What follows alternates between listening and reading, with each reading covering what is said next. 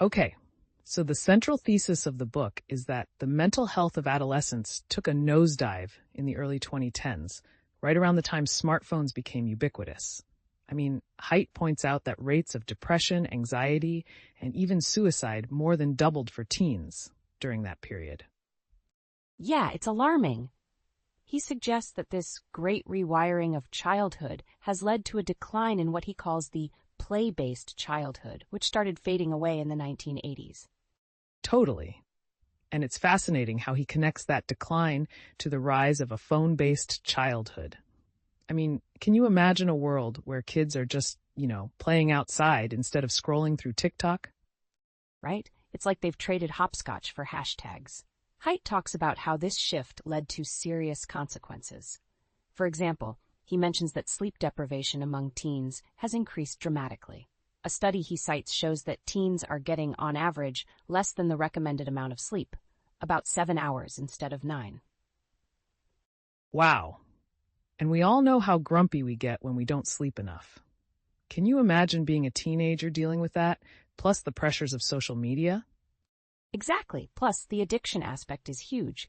Haidt discusses how these platforms are designed to keep users engaged.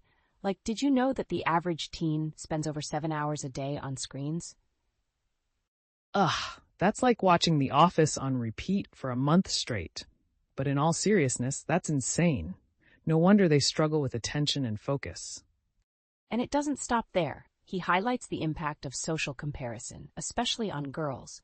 Girls tend to be more affected by social media because they face this constant pressure to look perfect. Haidt references a study showing that girls who spend more time on social media report higher levels of dissatisfaction with their bodies. That's heartbreaking. I mean, it's like a never-ending cycle of comparison. And boys aren't off the hook either. They're withdrawing socially, which can lead to loneliness and even more severe consequences. Right, but here's where I think we might disagree a bit. Haidt suggests that we need to restrict access to phones and social media for kids. I get the reasoning, but isn't that a bit extreme? Shouldn't we be teaching kids how to navigate these platforms responsibly instead? That's a fair point. I think it's about balance. Kids need some guidance, but completely cutting them off might just make them rebel more. It's like telling them not to eat cake. They'll just sneak it when you're not looking. Exactly. So maybe a middle ground like setting time limits and encouraging real-world activities is the way to go. I love that idea. Haidt actually proposes 4 simple rules that can help parents and schools foster a healthier environment. One of them is promoting structured free time. It's like giving kids a chance to be bored so they can be creative. Yes.